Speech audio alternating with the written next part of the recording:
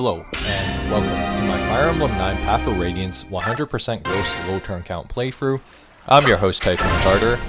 Today we have Chapter 6. Chapter 6 is a escape map, and it's the first escape map of the game. Now, for those who may have played Thracia, aka FE9, they might recognize this objective, and thankfully, we don't have to worry about getting everyone to escape. As in Thracia, if your lord escaped before everyone else, the map ends and any units you left behind do not escape with you. So luckily, when Intelligent Systems brought this objective back in Path of Radiance, we didn't have to worry about that. What I will note is that if you have other units escape before Ike, for each unit you allow to escape before Ike escapes, it's basically bonus experience, but with the way this is structured and in the context of this playthrough, we don't really have much room to do that, which is rather unfortunate. Now, Soren, Boyd are going to mostly be training and self-improving themselves throughout this map, and Boyd's training up to this point, he can actually one-round some of the soldiers, but a lot of that depends on stat variation.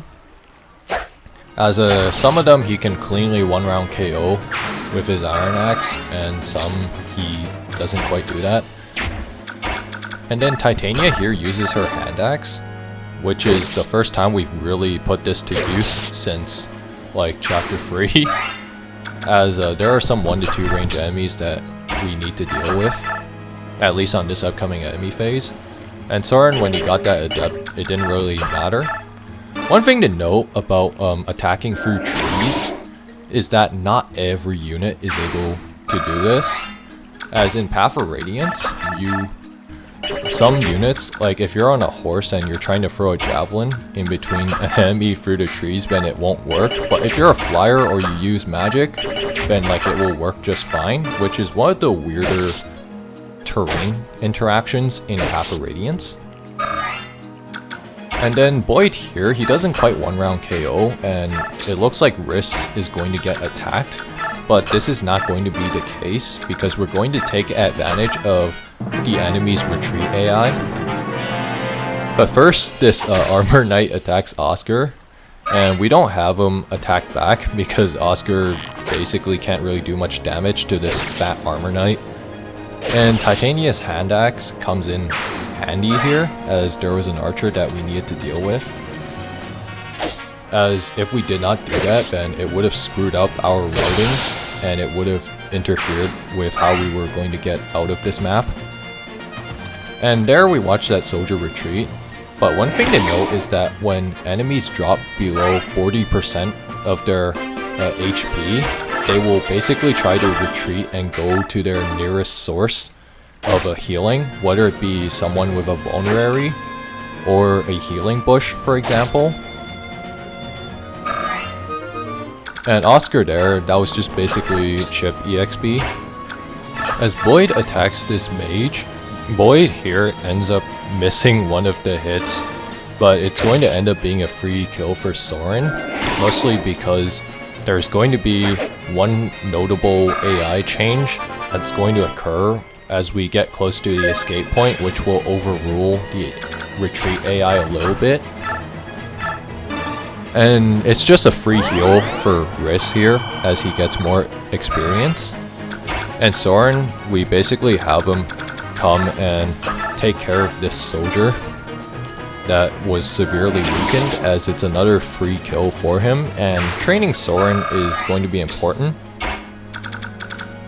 Now, once we end this turn, and since we're deep into the arrive point near where the boss is, what will happen is that the AI will completely change, and like the enemies are going to start heading to where Ike, Titania, and Boyd are,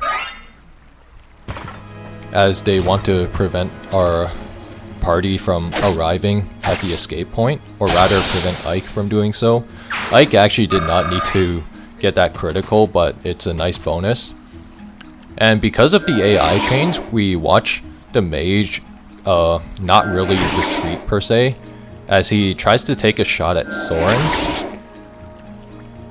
So that's like one of the things that we take advantage of in this map. And Soren hits level 4.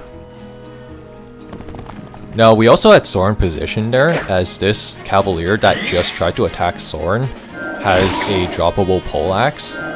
Although it should be noted that we're not really going to put the poleaxe into that much use, mostly because most of the time normal weapons will get done. And Soren actually didn't need to dodge that cav there. Anyways, the training that we gave Oscar last chapter pays off, as he is able to one-round this Myrmidon, thanks to the level ups he got. And Titania's training also comes in handy, as giving her that level in the defend map allows her to one-round KO Emil, who is a halberdier. He is the first promoted boss that we see in Path of Radiance, as she cleanly one-round KOs Emil, and Ike is going to escape shortly. That short spear that was dropped will also be handy next chapter.